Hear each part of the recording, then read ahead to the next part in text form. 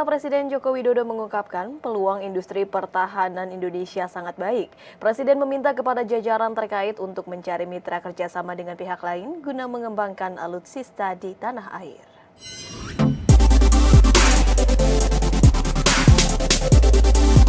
Usai memantau harga pasar Bululalang, Kabupaten Malang, Jawa Timur, Presiden Joko Widodo bersama dengan Menteri Pertahanan dan Menteri BUMN mengunjungi PT Pindad Persero di Kecamatan Turen guna meninjau produksi alat utama sistem senjata atau alutsista.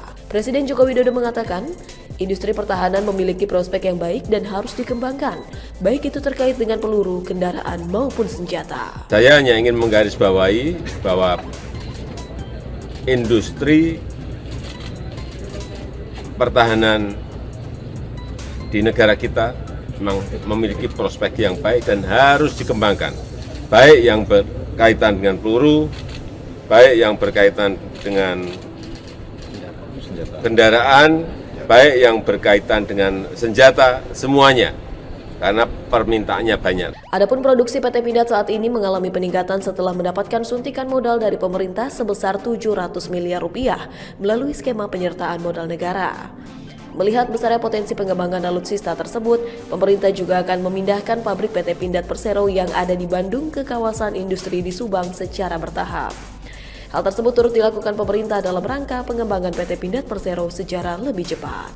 Bahwa akan lebih baik kalau kita bermitra, akan lebih baik kalau kita mencari partner, sehingga pengembangan dari Pindad ini akan menjadi lebih cepat lagi.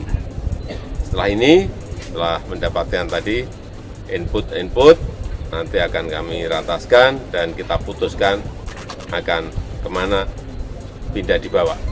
Tetapi yang jelas yang kedua, akan kita geser Pindad yang ada di Bandung untuk dipindahkan secara bertahap, dipindahkan ke kawasan industri di Subang yang dimiliki oleh Kementerian BUMN.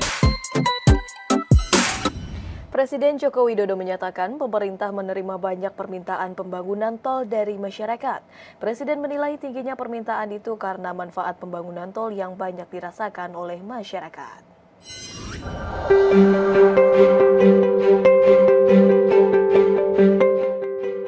Pemerintah terus berkomitmen melakukan percepatan sejumlah proyek strategis nasional seperti pembangunan jalan tol, sarana dan prasarana di wilayah Indonesia.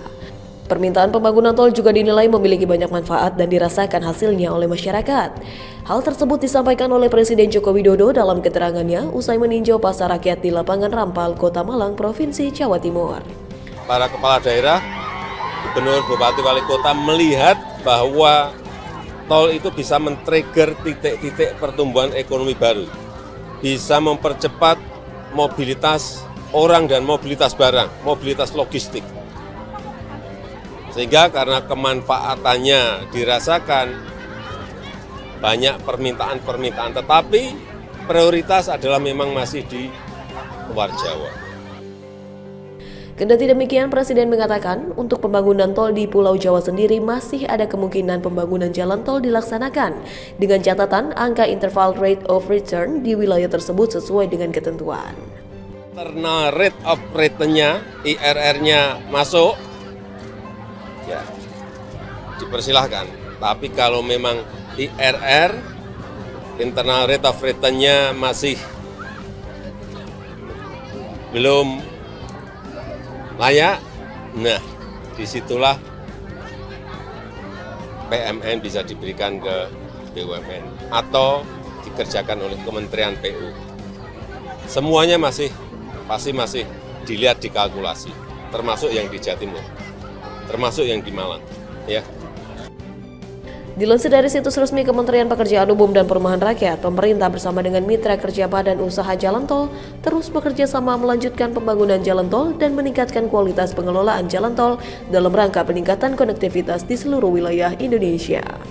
Hingga Maret 2023, tercatat 70 ruas jalan tol operasi yang dikelola oleh 49 BUJT dengan total panjang jalan tol 2.623,51 km.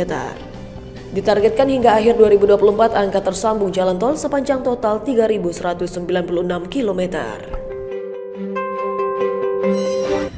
Kepala Badan Perlindungan Pekerja Migran Indonesia BP2MI Beni Ramdhani menyebutkan kartu tenaga kerja luar negeri bukanlah syarat bagi PMI untuk dapat kembali ke negara penempatan usai melakukan cuti.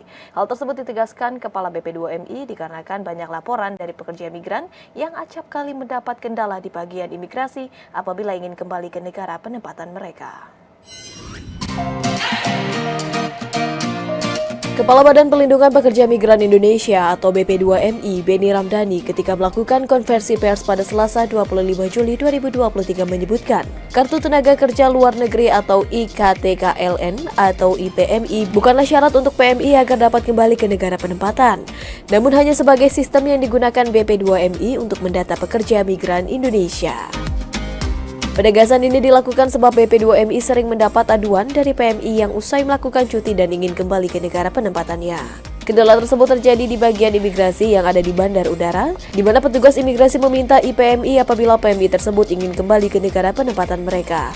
Akibatnya, beberapa dari pekerja migran Indonesia yang tidak memiliki IPMI tersebut batal untuk kembali berangkat ke negara penempatannya.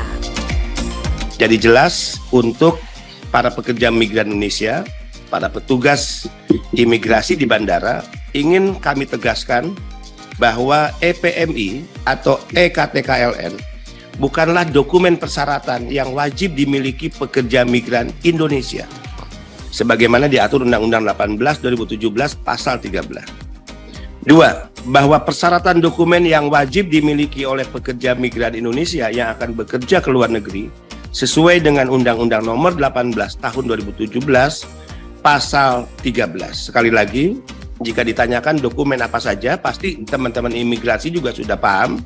Itu tertuang di Pasal 13 ya. Undang-Undang 18 2017. Kemudian, bahwa sebagaimana di poin 2 dan 3 tersebut di atas, menjadi tidak ada alasan terjadinya pencegahan yang dilakukan oleh pihak petugas imigrasi kepada setiap pekerja migran Indonesia yang melaksanakan cuti untuk kembali ke negara penempatan dengan alasan bahwa pekerja migran harus menunjukkan EKTKLN atau EPMI.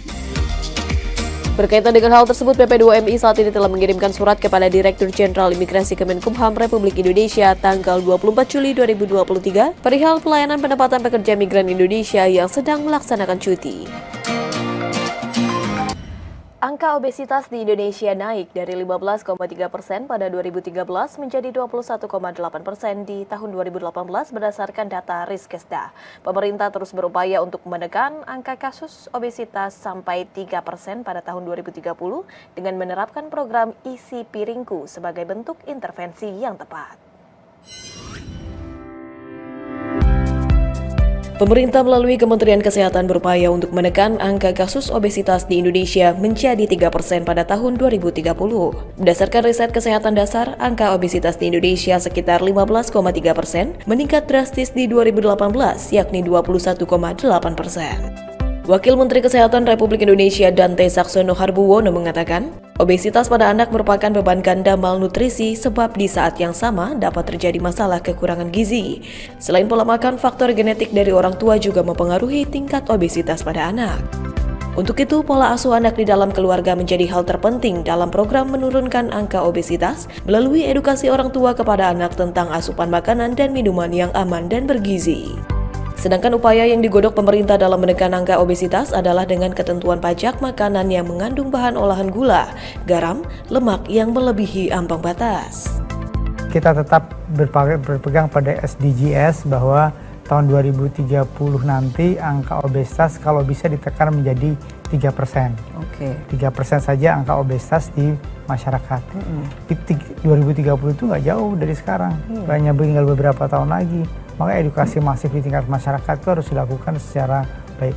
Dan beberapa hal yang sedang kita godok dan memang ini belum final adalah memberikan pajak pada makanan yang dikemas dengan kandungan GGL yang melebihi batas. Oke.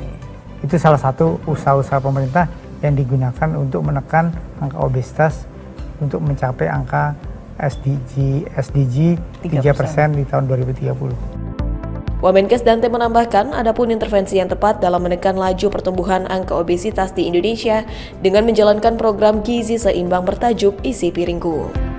Program Isi Piringku memuat seputar kualitas dan komposisi makanan yang dikonsumsi, menggambarkan porsi makan yang dikonsumsi dalam satu piring yang terdiri dari 50% buah dan sayur, dan 50% sisanya terdiri atas karbohidrat dan juga protein. Pemirsa, usai jeda Kominfo Newsroom akan mengulas informasi mengenai Road Tours di Mastura Adventure, Sulawesi Tengah sesaat lagi.